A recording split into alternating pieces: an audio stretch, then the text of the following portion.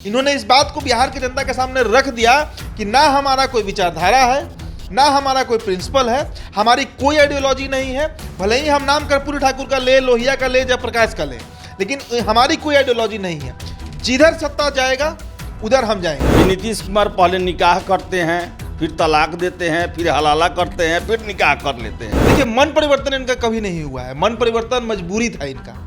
नीतीश कुमार इतने मजबूर हो गए थे उस समय कि सरकार चलाना इनके लिए दुभर। आज जो है साबित कर दिया, आज मोहर लगवा दिया कि भाई कुर्सी ही मेरे लिए सबसे प्रमुख है, विचारधारा और ये पार्टी जो है भाड़ में जाए। लेकिन उनके मन में ये प्रश्न भी आता होगा कि नीतीश कुमार अब पॉलिटिकल विश्वासी आदमी नहीं रहे। बिहार में कोई मुद्दा हो, बीजेपी इनसे हमेशा कॉम्प्रोमाइज किया है। हो सकता है कि नीतीश कुमार को भी लपेटे में लिया जाए, क्योंकि बहुत सारे ऐसे मामले हैं। सृजन घोटाला की बात जो है वो बीजेपी के कार्यालयों में आम बात है। बीजेपी के नेता लग रहे थे कि विपक्ष में है, इस तरह सवाल कर रहे थे नीतीश कुमार से। नरेंद्र मोदी हो या अमित शाह, उनका ध्यान अब आकर्षित होगा बिहार की तरफ। बिहार उनके हाथ से आज निकल चुका है। और इस पूरे प्रकरण में अगर मैं किसी की जीत मानता हूं तो वो तेजस्वी यादव। बिहार में खेला हो गया। पिछले 48 घंटे से जो घटनाक्रम चल रही थी उसका आज परिणाम आ गया है। मुख्यमंत्री नीतीश कुमार ने इस्तीफा दे दिया है। एनडीए से वो अलग हो गए हैं। जदयू आरजेडी के साथ मिल गई है। पूरे आज दिन भर हम लोग पूरे घटनाक्रम का चर्चा और तमाम जो तस्वीरें थी वो हमने आप तक पहुंचाई। हमारे साथ आज के इस चर्चा में जुड़ चुके हैं उदित तारियन जी, आदेश पुरी जी। चूंकि आज का दिन काफ़ी ऐतिहासिक है, मुख्यमंत्री नीतीश कुमार ने एक बार फिर पलटी मारी है और वो आरजेडी के साथ चले गए हैं। हमारे साथ सबसे पहले उदित तारियन जी हैं। क्या कहेंगे पूरे घटनाक्रम में, आप किस प्रकार से इसको देखते हैं? आप देखिए, 1996 में नीतीश कुमार की जो करीबियां हैं वो भाजपा से बढ़ी थी। उस समय इनकी कोई पार्टी नहीं थी, समता पार्टी हुआ करती थी। और उसके बाद से अगर आप देखिए तो चाहे वाजपेयी की सरकार रही हो, अटल बिहारी वाजपेयी की मैं बात कर रहा हूँ, भारत के भूतपूर्व प्रधानमंत्री, इनको केंद्र में मंत्री बनाया गया, रेलवे मंत्री बनाया गया। बिहार में 2005 में अकेले इनकी सरकार कभी नहीं बन सकती थी और ना बीजेपी की अकेले सरकार बन सकती थी। उस समय भी भाजपा इनको मुख्यमंत्री प्रोजेक्ट किया, भाजपा इनको पूरा समर्थन दिया, मुख्यमंत्री बने भी। 2010 में भी इनको 115 सीट ही था, भाजपा का फिर समर्थन मिला। 2013 में ये अलग हो जाते हैं, जैसे ही प्रधानमंत्री नरेंद्र मोदी का नाम ऐलान होता है। और उसके बाद 15 का चुनाव भाजपा के खिलाफ लड़ते हैं, भाजपा के छाती पे चढ़कर भाजपा को हराते हैं। भाजपा उफ तक नहीं करती है। 17 में फिर इनका मन पलटता है कि गलत लोगों के साथ हम चले गए, जिनके खिलाफ मेरी पूरी जीवन की राजनीति रही, उनके साथ हम फिर से संधि कर लिए। लालू प्रसाद यादव की मैं बात कर रहा हूँ। मन परिवर्तन होता है जब IRCTC घोटाला आता है। देखिए, मन परिवर्तन इनका कभी नहीं हुआ है। मन परिवर्तन मजबूरी था इनका। नीतीश कुमार इतने मजबूर हो गए थे उस समय कि सरकार चलाना इनके लिए दुभर था। आपको याद होगा 80 विधायक राजद के थे, इनसे अधिक विधायक थे। फिर चले आए बीजेपी में। 2019 में दो सांसद इनके 2014 में थे, वो बढ़कर 16 हो गए। क्रेडिट नो डाउट, बीजेपी के सांसद हो या जेडीयू के सांसद हो, अपना क्रेडिबिलिटी किसी का नहीं है, सब नरेंद्र मोदी के चेहरा पर जीत गए। इनके भी 16 सांसद बन गए। 20 में अब चले आइए, 20 में 43 विधायक इनके रहे, किसी कारण से रहे, किन्हीं भी कारण से रहे। अगर इनकी धरातल पे पकड़ इतनी मजबूत होती तो चिराग पासवान कोई फैक्टर नहीं बन सकते थे। चिराग पासवान 2010 में भी अकेले चुनाव लड़े थे, राजद के साथ लड़े थे, क्या असर हुआ था? तो इनका छवि जो है वो लगातार धूमिल होते गया, जिसका परिणाम 2020 के विधानसभा में मिला। ये तीसरे नंबर की पार्टी बने। इसके बावजूद फिर ये बिहार के सीएम बने। और एक बात आप गौर करिए कि ये जो आरोप लगाया जा रहा है बीजेपी के ऊपर कि बीजेपी ने इनका अपमान किया, दावे के साथ ये बात मैं कैमरे पर कह सकता हूं। आप मेरे पुराने सारे वीडियोस निकाल कर देख लीजिए। 3 महीने से मैं एनबीसी में हूं, इसके पूर्व में जहां पर मैं रहा, भाजपा हर बात पर इनसे कॉम्प्रोमाइज किया है। बिहार के स्तर पर बात कर रहा हूं, यूपी में नहीं, दिल्ली नहीं। यूपी दिल्ली में भाजपा का अपना चलता है। बिहार में कोई मुद्दा हो, बीजेपी इनसे हमेशा कॉम्प्रोमाइज किया है। सोचिए ना, जो नरेंद्र मोदी की सरकार जातीय जनगणना पर किसी के सामने नहीं झुकी, वो जातीय जनगणना बिहार में हो रहा है और बीजेपी के सारे नेता दंडवत करके जातीय जनगणना करा रहे थे। जनसंख्या नियंत्रण पर कितना भी भाजपा बोलते रह गए, ये अडिग रहे अपने बातों पर। विशेष राज्य पर कोई निष्कर्ष तो नहीं निकला, लेकिन लास्ट में जीत जो है वो ललन सिंह की ही हुई। नहीं जीत पाए उनसे संजय जायसवाल, कोई भी लोग भाजपा के जो थे। और उसके बाद आज जो ये प्रकरण घटा है बिहार में, देखिए सुबह से 9 बजे से हम ग्राउंड पर हैं। हम लगातार, और ये बात हम 3 महीने से कह भी रहे हैं। 1 मई 2022 से मैं और आदेशपुरी इसके साक्ष्य है, इसके गवाह है, ऑन कैमरा हम बोल रहे हैं, लगातार हम ये बात कर रहे थे कि ये सरकार अब नहीं चलने वाली है। कई कारण बनते जा रहे थे, कई कारण। अब ताज़ा जो बताया जा रहा है कि कोई कॉल रिकॉर्ड है आरसीपी सिंह का, पार्टी तोड़ी जा रही थी, ये हो रहा था, वो हो रहा था, ये तत्कालिक कारण हो सकता है, लेकिन इसके पीछे एक बहुत बड़ी साजिश जो है, एक पटकथा जो है, वो नीतीश कुमार लिखते आ रहे थे। देखिए, नीतीश कुमार को टीस मारे हुए था 2020 का विधानसभा चुनाव।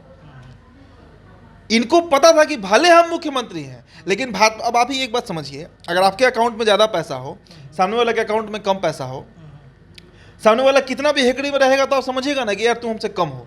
ये ह्यूमन साइकोलॉजी है।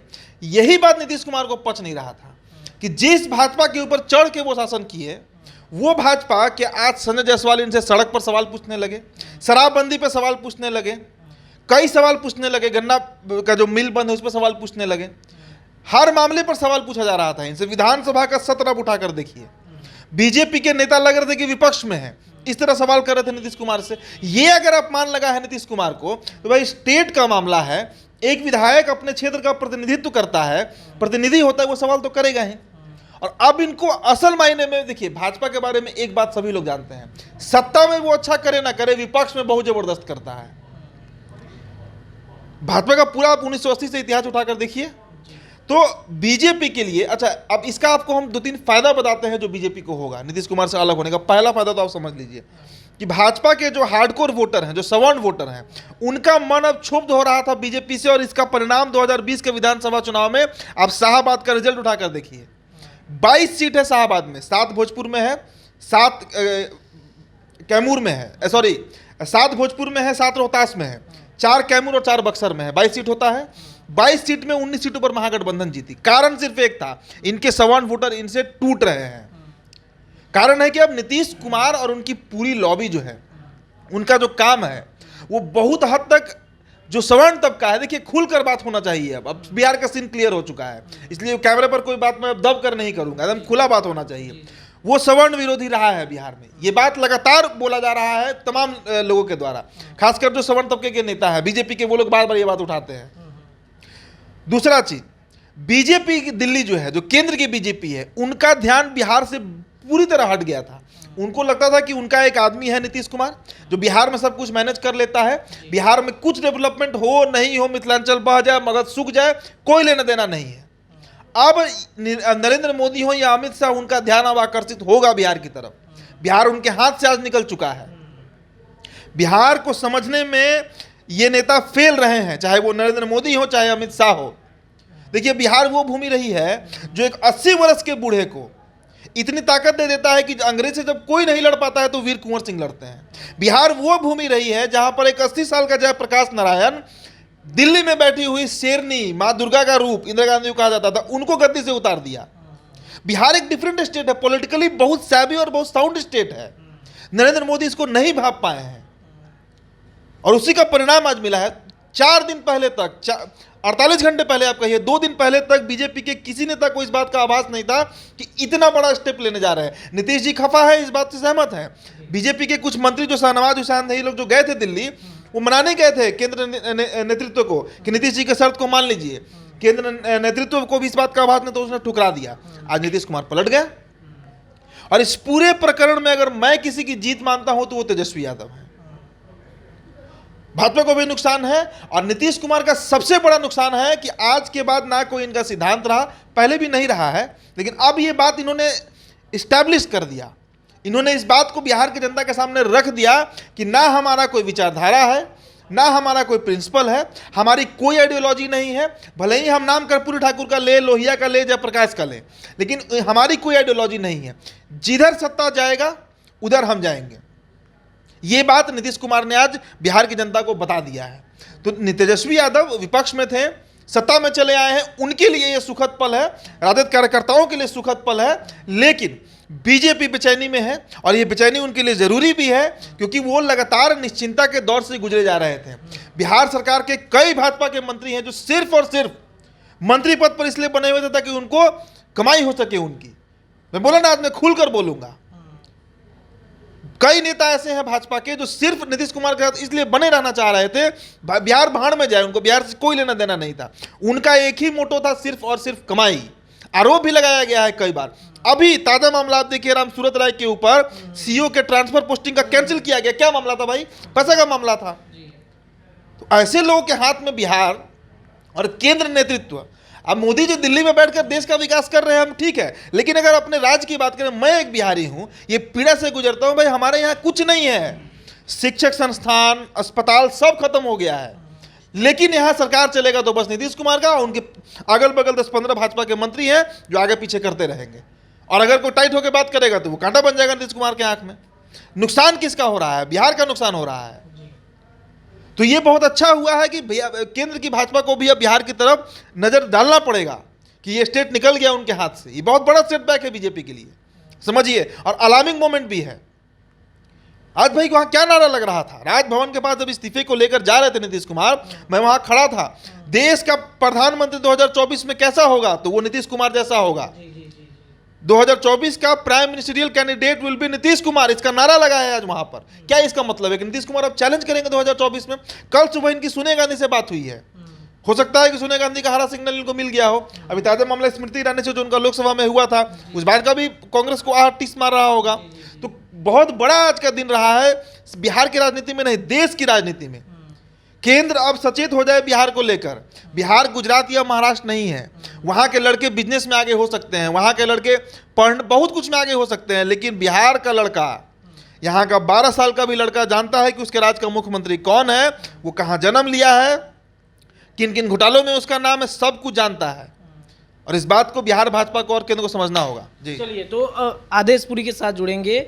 जब इस्तीफा देने जा रहे थे तो मुख्यमंत्री की तरफ से नारे लग रहे थे उनके कार्यकर्ताओं की तरफ से कि देश का अगला प्रधानमंत्री मुख्यमंत्री नीतीश कुमार होंगे। कैसे देखते हैं आप इन चीज़ों को? देखिए, आज जो हुआ वो आरजेडी के लिए काफ़ी सुखद है, और जो भी उनके समर्थक हैं, तेजस्वी यादव, उनकी एक जीत हुई है। लेकिन उनके मन में भी ये प्रश्न उठता होगा कि आखिर ये नीतीश कुमार का जो साथ है हमें कितना दिनों तक है, कितने दिनों तक है। क्योंकि देखा जाए तो परिस्थितियाँ कुछ ज़्यादा बदली नहीं है।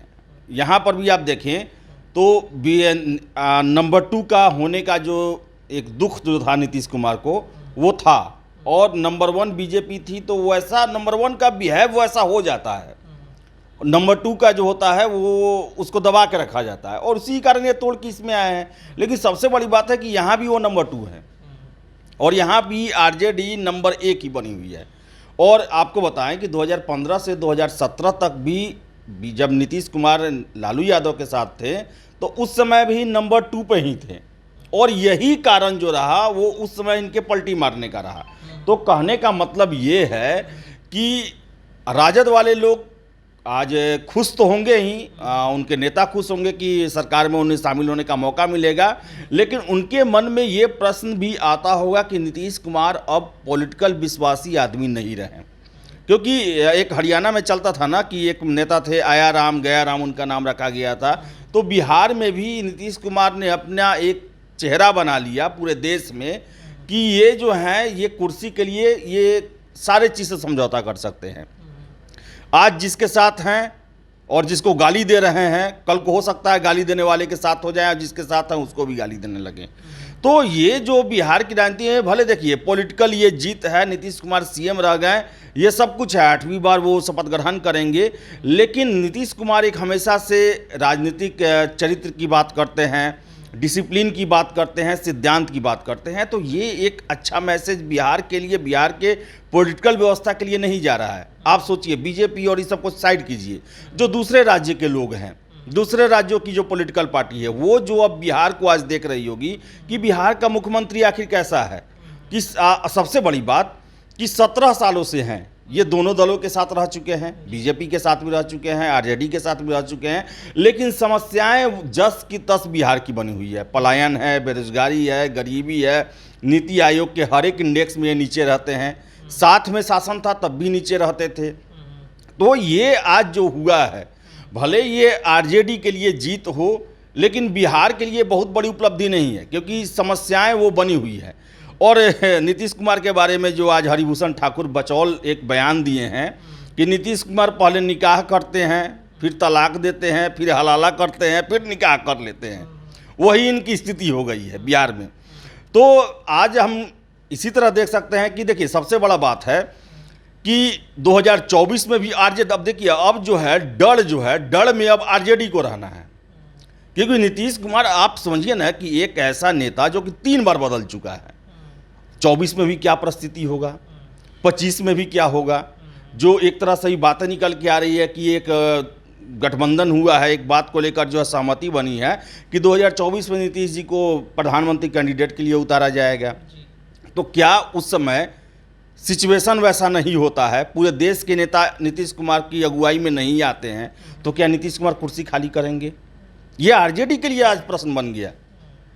तो ऐसा नहीं है, भले हो सकता है कि वो फिर से सत्ता में आए हैं, उसकी खुशी है, लेकिन उन्हें आज ये प्रश्न उनके समर्थकों को, उनके नेताओं को और तेजस्वी यादव के मन में भी आएगा कि एक तो चीज़ क्लियर है, भले आप कुछ भी है लेकिन अंतरात्मा से सब कोई जानता है कि नीतीश कुमार जो है वो विश्वासी नहीं रहे, उनका अब कोई भरोसा नहीं है।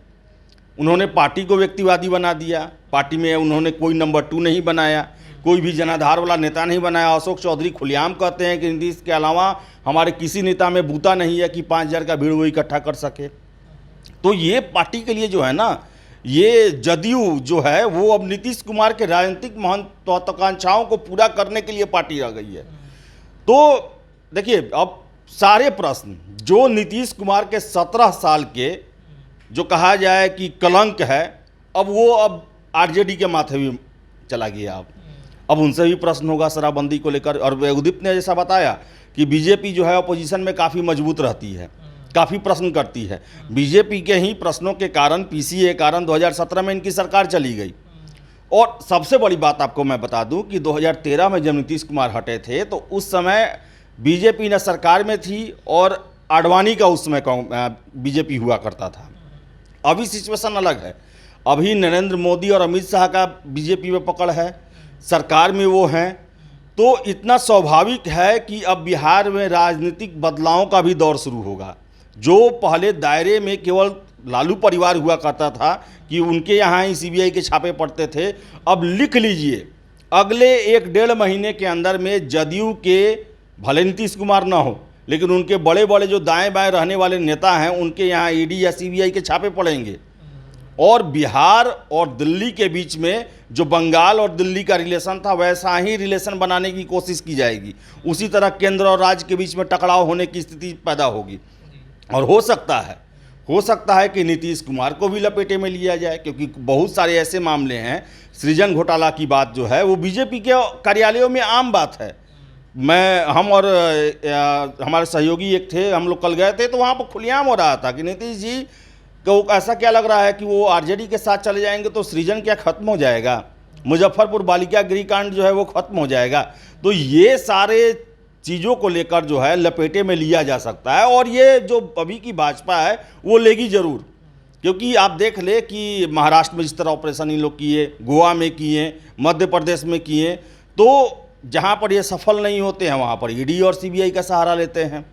और उस समय नीतीश कुमार बोल नहीं सकते हैं, क्योंकि जब ये पलटी मार सकते हैं तो वो भी अपनी राजनीतिक इच्छाओं को पूरा करने के लिए या इनसे बदला लेने के लिए ये काम भी कर सकते हैं। और हो सकता है कि फिर इसके लपेटे में तेजस्वी यादव भी आएँ। तो ले देकर ये है कि बिहार की आगे की जो राजनीति है वो छापेमारी, आरोप प्रत्यारोप, केंद्र राज्य टकराव, इन सब को लेकर चलती रहेगी। और राजद के मन में ये हमेशा डर बना रहेगा कि कहीं ऐसा ना हो कि फिर नीतीश कुमार फिर ना पलटी मार दे। ऐसा नहीं है, उनके लिए बहुत ज़्यादा खुश होने की ज़रूरत नहीं है, बल्कि ज़्यादा सावधान रहने की ज़रूरत है अभी, क्योंकि बिहार में ऐसे मुख्यमंत्री हैं जिनके जवान का और कुर्सी के लिए वो कुछ भी कर सकते हैं। ऐसा उन्होंने एक बिहार को आज जो है साबित कर दिया, आज मोहर लगवा दिया कि भाई कुर्सी ही मेरे लिए सबसे प्रमुख है, विचारधारा और ये पार्टी जो है भाड़ में जाए, हमको बस ऐसा जुगाड़ चाहिए कि हम सीएम रहें और 123 से ऊपर मेरे विधायक रहें। चलिए, तो आरजेडी को भी कहीं ना कहीं संभलने की बहुत ज़रूरत है कि क्या 2024 और 25 में फिर से नीतीश कुमार जो स्थितियां बनेंगी उससे पलटी मारेंगे। बहरहाल ये चर्चाएं कैसी लगी देखते ज़रूर कमेंट बॉक्स में हमें बताइएगा। देखते रहिए NBC 24 न्यूज़। बहुत बहुत धन्यवाद।